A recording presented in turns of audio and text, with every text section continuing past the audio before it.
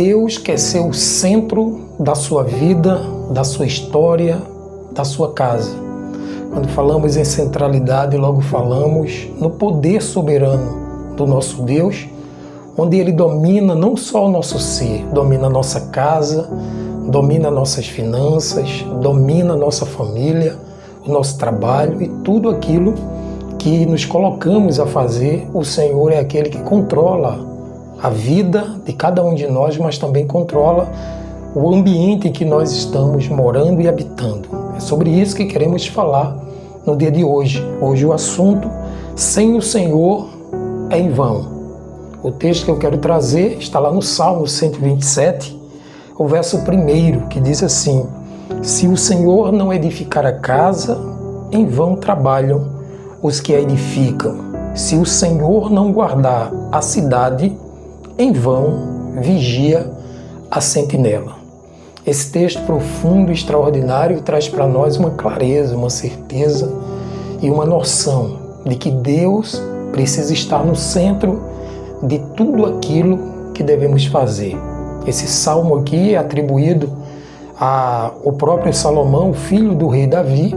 Salomão também foi rei, um homem sábio, um homem com inteligência sobrenatural, dada por Deus, claro, e que tinha uma evidência da presença de Deus na sua vida, mas sobretudo entendia que por mais que ele atribuísse as suas vitórias, as suas conquistas a si mesmo, mas isso não teria validade se o Senhor não estivesse com ele e sobre ele no seu reinado. É importante perceber que esse Salmo 127, ele faz parte de uma categoria de salmos que eram entoados quando todo o povo estava indo para uma peleja, para uma batalha, para sacrificar também os seus sacrifícios ao Senhor. E esse salmo estava transmitindo, e também transmite para nós hoje, uma dependência total e integral ao nosso Deus. Trouxe aqui alguns recortes para nosso crescimento, para que a gente aprenda um pouco mais a respeito do que Salomão estava querendo dizer quando ele enfatiza que se o Senhor não edificar a casa, em vão vigia a sentinela. A primeira coisa que eu recorto aqui é que essa interpretação desse salmo, ele tem a ver com a dependência integral de Deus. Ou seja, se nós não admitirmos que o Senhor é o Senhor e Pai de nossas vidas, estamos trabalhando em vão. Ele diz aqui que a imagem da casa representa não apenas uma construção literal de uma casa, mas representa um lugar de proteção. Quando você está dentro da sua casa, naturalmente você está protegido, você está guardado, porque aquele é o seu habitat natural. A sua casa é um ambiente seguro. Mas também ele fala aqui sobre a estrutura, não é? Simbolizando aí a cidade.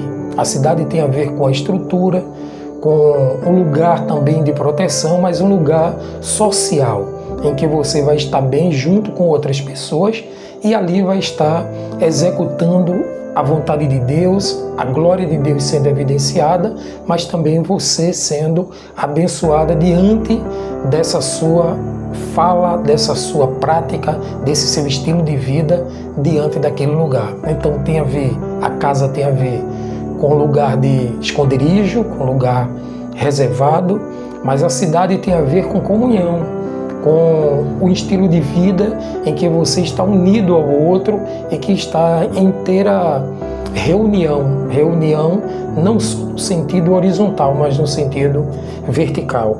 Ele aqui trata também da estabilidade que existe dentro de uma cidade. Ele fala também dessa proteção de estrutura. Toda cidade bem estruturada, ela vai trazer mais proteção, ela vai trazer mais dignidade, não é? E quando transportamos essa relação de cidade para a vida do cristão, está falando que todo cristão, toda pessoa que considera Jesus como o Senhor da sua vida, como o Senhor dos seus negócios, estarão seguros, porque o Senhor é aquele que vai estruturar a nossa cidade.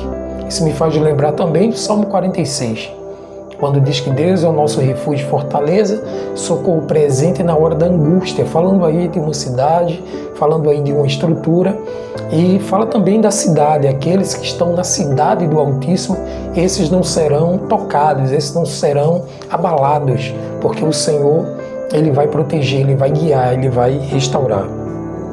Então, tanto Davi como Salomão sabiam que nenhum esforço humano, por mais bem planejado e executado que fosse, poderia ter sucesso se Deus não estivesse no centro do projeto, no centro da execução. Por isso que precisamos aprender que Deus deve estar no centro de nossas decisões, de nossas escolhas, de nosso estilo de vida. Por isso que hoje o Espírito Santo quer dizer para mim e para você que nós precisamos estar no centro da vontade de Deus. Quando nós estamos no centro da vontade de Deus, Deus estará construindo a nossa casa interior, Deus estará segurando para que nós estejamos bem em todo o meio que nós estivermos. Por isso que eu e você nós precisamos aprender com esse salmo de forma profunda. Outra coisa que eu trago aqui é destacando o verbo edificar. Esse verbo aqui, edificar, tem a ver com esforço contínuo. Tem a ver também com uma forma de você não parar. Então, quando ele fala aqui, esse verbo edificar a casa significa permanecer edificando enquanto nós estivermos aqui. O Senhor não vai se cansar, não vai se fatigar em estruturar aquilo que deve ser estruturado para que você esteja bem diante dele. Mas é preciso você confiar nele, porque se você tenta construir sozinho, tirando o Senhor do centro da história, tudo aquilo será em vão. Que é justamente isso, esse advérbio aí, esse adjetivo no caso vão, tem a ver aqui, eu coloquei sem bênção do Senhor, ou todo esforço é inútil.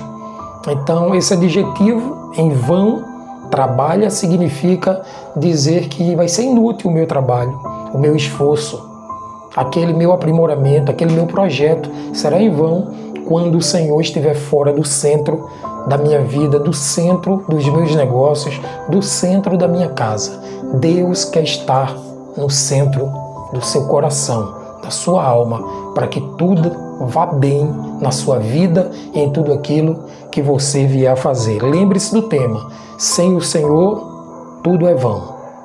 Tudo não faz sentido, porque com o Senhor é que exatamente teremos sentido e fazemos com que, de fato, Deus seja aquilo que de fato Ele é, o arquiteto de todo o universo, mas também o arquiteto da nossa alma, da nossa vida, da nossa casa, dos nossos projetos. Eu quero finalizar esse momento de devocional trazendo 3 lições práticas para nós. O primeiro deles, a aplicação seria deixar Deus ser o fundamento da sua vida. Será que você tem deixado Deus ser o fundamento, o ponto mais alto, a estrutura da sua vida? Tem um texto aqui maravilhoso em 1 Coríntios, capítulo 3, em versículo 11, quando diz assim: porque ninguém pode colocar outro fundamento além do que já foi posto, que é Jesus Cristo. Não existe outro fundamento, não existe outra base, não existe outra estrutura que não seja o Senhor. Em segundo lugar, confie mais na direção divina do que na sua própria força. Diz a palavra de Deus em Provérbios 3, 5 e 6. Confie no Senhor de todo o seu coração e Ele endireitará as suas veredas. E em terceiro e último lugar, entenda que o sucesso verdadeiro depende da bênção de Deus. Ou seja, quando a bênção de Deus está sobre a sua vida, naturalmente você vai progredir, você vai crescer, você vai desenvolver, porque a bênção do Senhor é que gera força em nossa alma. O texto da palavra de Deus diz em Salmos, capítulo 20, ou Salmo 20, verso 7, uns confiam em carros e outros em cavalos, mas nós faremos menção do nome do Senhor, nosso Deus. Deus te abençoe, Deus te guie, mas eu quero deixar um desafio no final desse devocional para você, para que você aplique em sua vida e tenha uma casa, uma bênção na sua vida, no seu negócio, no seu interior.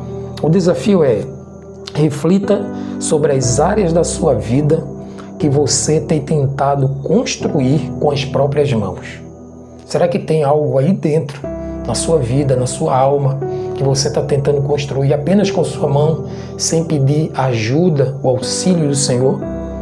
Ore e entregue seus planos, sua família, seu ministério e a sua segurança ao Senhor Deus. E por fim, entenda que sem Ele é em vão. Com Ele, tudo tem um quê de eternidade. Que Deus te abençoe, que Deus te guie, que Deus te proteja. Hoje a palavra foi dependência. Eu queria que você lesse tanto o Salmo 127 como o Salmo 128, porque vai enriquecer tremendamente a sua vida. Eu quero orar com você. Vamos juntos? Ó Deus amado, poderoso e eterno, obrigado por esse tempo, obrigado por esse dia, obrigado por esse momento, Senhor, porque é um momento extraordinário. Que o Teu nome seja glorificado em nossa vida. Eu abençoo em nome de Jesus a vida de cada um dos participantes, Senhor, que estão aqui nesse devocional, a cada família aqui representada. Que o Senhor continue, Senhor, estruturando a vida, o coração, a mente de cada um dos Teus filhos e filhas que estão aqui. Que o Teu nome seja glorificado na vida de cada um de nós. Assim eu oro e te agradeço. Em nome de Jesus. Amém.